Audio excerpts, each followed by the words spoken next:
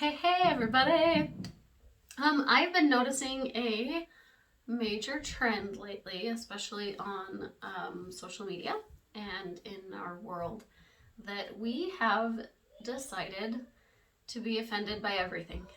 Like we as a society. And if we're offended, the louder we can be offended, the more right we are.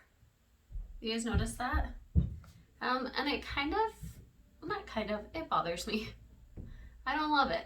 I want to tell you about an experience that my grandfather had long before I was alive that he told me about on many occasions, and I hold that lesson that he taught me close to my heart because it allows me to be happier. Let's get started.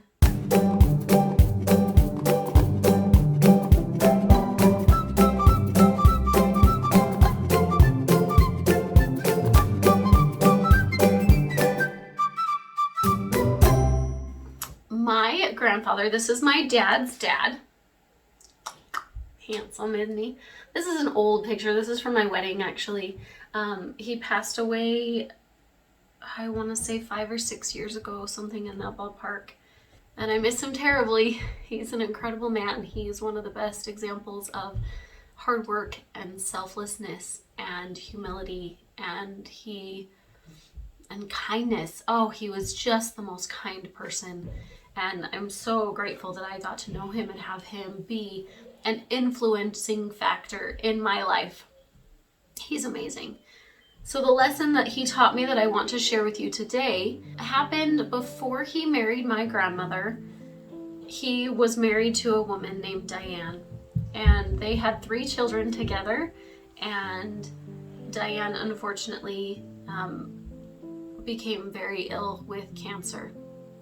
And through the process of her treatments and being in and out of the hospital, my grandfather felt as though she was not treated fairly and things were not done the way that they should have been done. And so he went to seek out counsel from a lawyer. And the lawyer that he spoke with was incredibly mean and very heartless and said some very harsh things to him.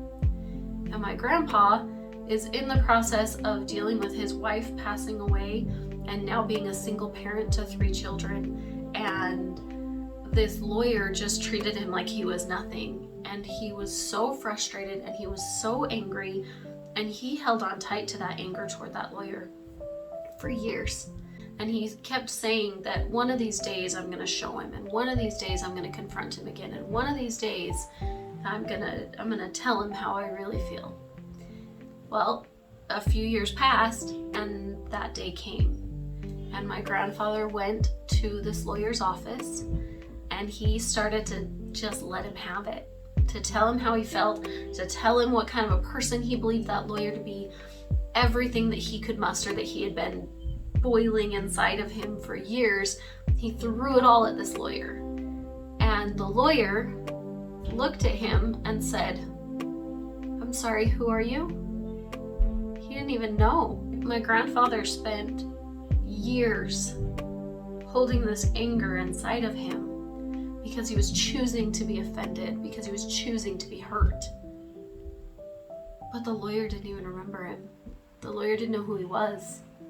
The lawyer didn't have a clue. So who did my grandpa really hurt by holding on to that anger for so long? It wasn't the lawyer.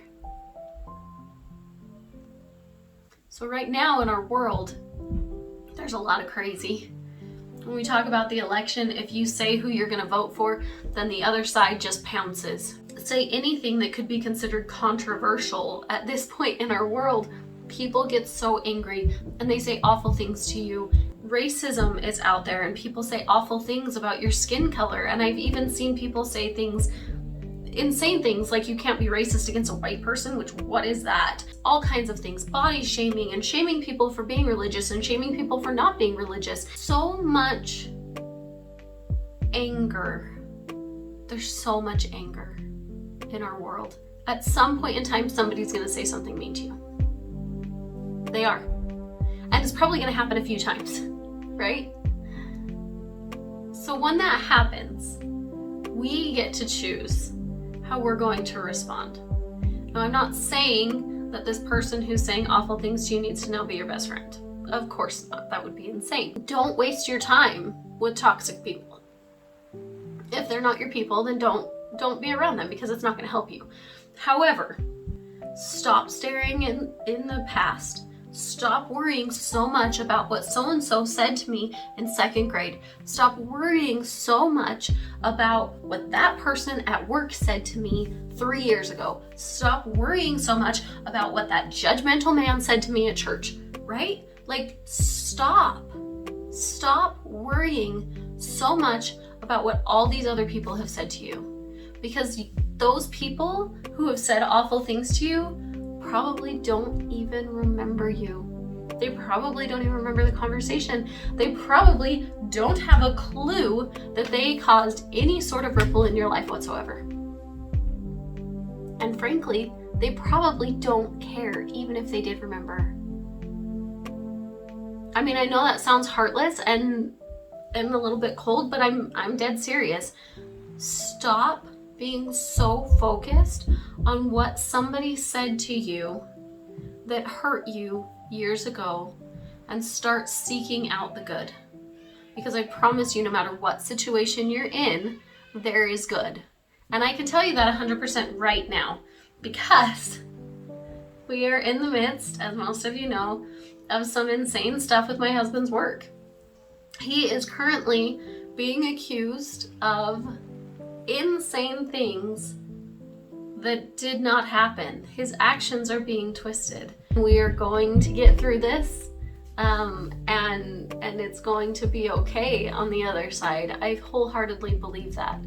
But it also is not worth my time and my energy to be angry at every single person on the internet who has said something bad about my husband. It's not.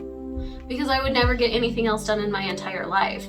I would spend my entire life crying, oh, poor me, look at what so-and-so said on the internet 2 years ago about my husband. Dude doesn't even know my husband. Dude doesn't even care. He doesn't know his name. He doesn't know his story. He doesn't know anything about him. So why am I going to give somebody like that all of my energy?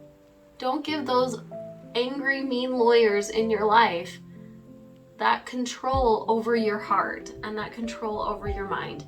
Take back control, choose to see the good, choose to see the positive, and move forward. And I get it. Sometimes those angry thoughts will creep in. I'm 100% there with you. I get it. However, when that happens, you push it out with a happy song, or you push it out by just reminding yourself that this isn't worth my energy. Move forward.